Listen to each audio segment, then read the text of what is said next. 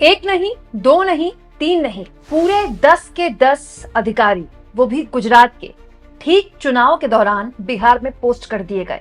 ये एक ऐसे दौर की खबर है दोस्तों, जिस दौर में चुनाव आयोग पर भरसक जबरदस्त तरीके से आरोप लग रहे हों। आखिर अमित शाह के लाडले अधिकारियों को मंच से तेजस्वी यादव ने सीधा सीधा कैसे ललकारा, वार्निंग दी और कहा, अमित शाह के चेलों, अगर बेईमानी की तो तुम्हें छोड़ेंगे नहीं। सब कुछ मैं आपको विस्तार से बताऊंगी और साथ में आपको ये भी बताऊंगी दोस्तों कि गुजरात के 10 आईएएस अधिकारियों का ठीक बिहार चुनाव से पहले बिहार में पोस्ट उनका किया जाना, उनको काम पर लगाना, कैसे एक हर कोई इस पर चर्चा कर रहा है। रवीश कुमार ने इस पूरे मामले में क्या कहा, लेकिन इस वक्त की सबसे इंपॉर्टेंट खबर आपके सामने रख देती हूँ।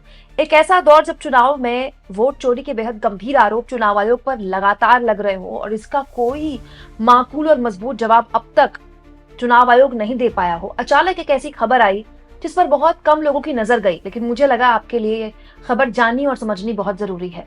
दोस्तों, वैसे तो ये खबर रूटीन खबर लगती है क्योंकि चुनाव के दौरान इस तरह की पोस्टिंग बहुत सामान्य होती है, लेकिन क्योंकि ये पोस्टिंग गुजरात के अधिकारियों की थी इसलिए नजर गई।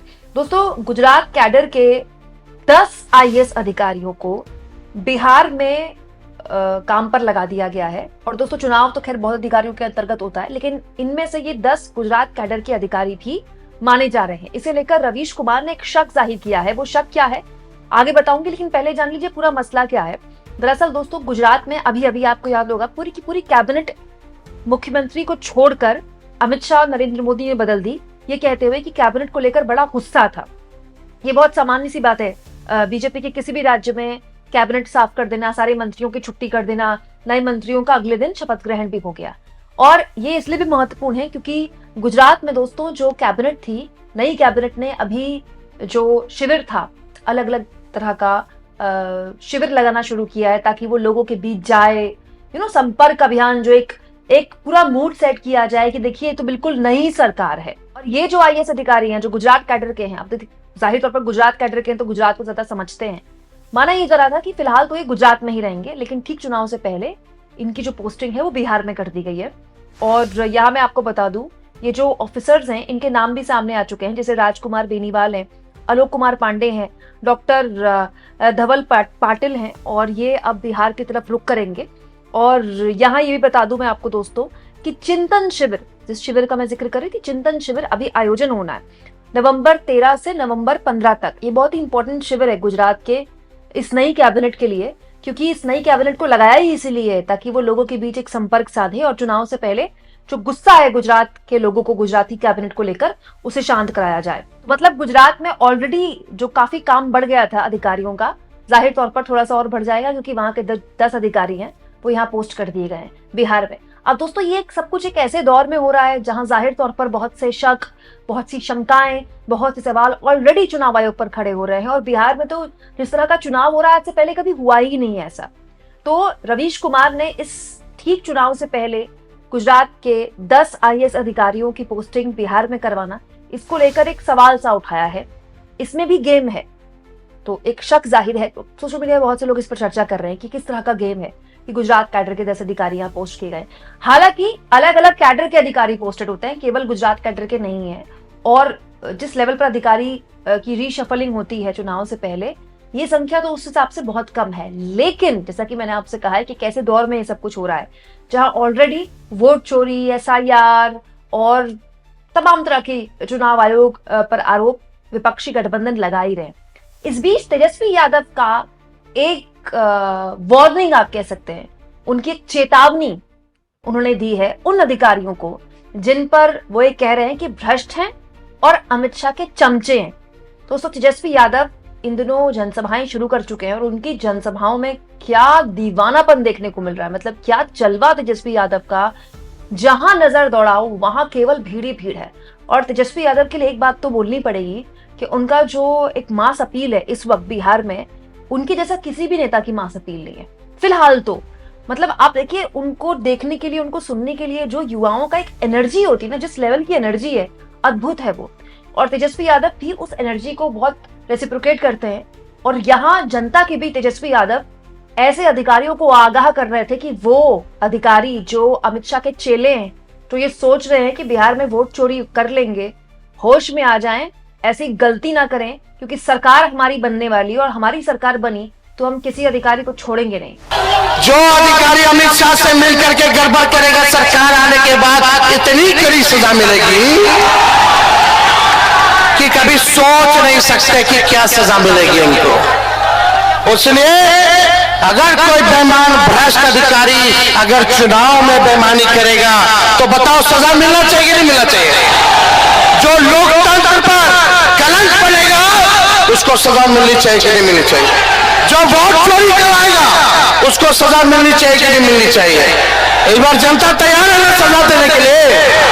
छोड़ा नहीं जाएगा, बेईमानी नहीं होगा। अभी भी हमारी सलाह है भ्रष्ट अधिकारियों, अमित शाह के चेलों चमचों, बेईमानी की भी दिमाग में मत लाना। सजा ऐसी होगी कि आपको 7 जन्म याद आएगी।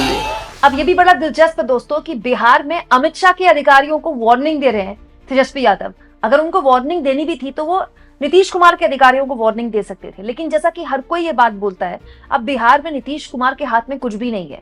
जो भी तारामदार, जो भी कामकाज है, दरअसल अमित शाह द्वारा पोस्टेड कुछ अधिकारी हैं, सब कुछ उन्हीं के हाथ में, और नीतीश कुमार तो बस चेहरा है।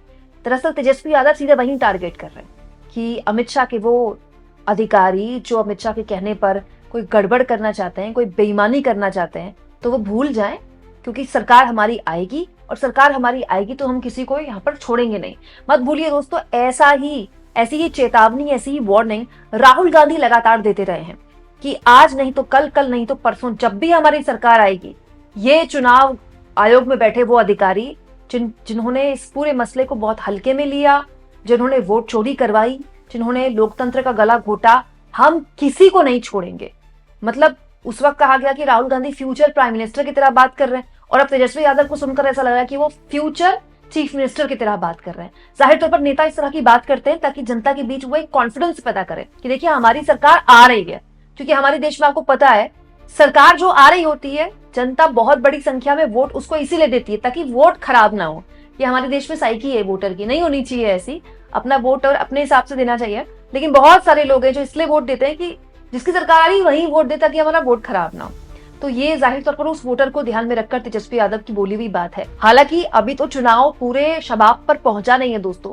जब राहुल गांधी, प्रियंका गांधी, नरेंद्र मोदी और पूरी की पूरी बीजेपी की टीम, जो कि ऑलरेडी खैर मैदान में है, वो जब जमीन पर उतरेगी तो यहाँ पर बहुत मुकाबला दिलचस्प होगा। लेकिन हाँ, ये बोला जा सकता है दोस्तों कि अमित शाह वक्त से पहले ही बिहार में खूंटा गाड़ कर बैठ गए। इस तरह का खूंटा अमित शाह ने महाराष्ट्र में नहीं गाड़ा था, खैर हरियाणा में तो बिल्कुल भी नहीं गाड़ा था। हरियाणा में तो मोदी ने करी 5 रैलियां थी। लेकिन बड़ा दिलचस्प है ये। अब देखिए, कुछ दिन बाद, 1-2 दिन बाद मोदी बिहार आ रहे हैं और ताबड़तोड़ 6 तारीख के मतदान के पहले तक मोदी बिहार में रहने वाले हैं। ताबड़तोड़ रैलियां हैं उनकी, और अमित शाह उससे कहीं पहले आ गए। सीट शेयरिंग के मामले को सुलटाने के लिए फिर कहा गया कि आखिरी डेट जब तक नॉमिनेशन फाइल करने की होगी तब तक अमित शाह यहीं रहेंगे। अमित शाह यहाँ पर रैलियों को भी संबोधित कर रहे हैं। तो ये थोड़ा सा जाहिर तौर पर बहुत सी नई चीजें हमें देखने को मिल रही हैं बिहार में। हालांकि बिहार का चुनाव हर लिहाज से अलग है, क्योंकि पहली बार बिहार में इतनी जल्दबाजी में SIR हुआ। विपक्ष कहता है कि पहले ही बड़े लेवल पर उनके वोट काट दिए गए हैं, पहली पूरी की पूरी सेटिंग हो गई है, वोट चोरी के आरोप लगे हैं अलग। चुनाव आयोग ने इस पूरे मसले पर कोई ऐसा बड़ा जवाब दिया नहीं। SIR के मुद्दे पर सुप्रीम कोर्ट में सुनवाई लगातार चल रही है, अभी तक वहां सुनवाई पूरी नहीं हुई है। और इस बीच चुनाव सामने आ गया, और सामने आते आते तेजस्वी यादव की सामने आ गई ये धमकी। आप इस मुद्दे को किस तरह से लेते हैं, कमेंट बॉक्स में जरूर लिखें, और जितना हो सके दोस्तों चैनल को शेयर भी करें और सब्सक्राइब भी।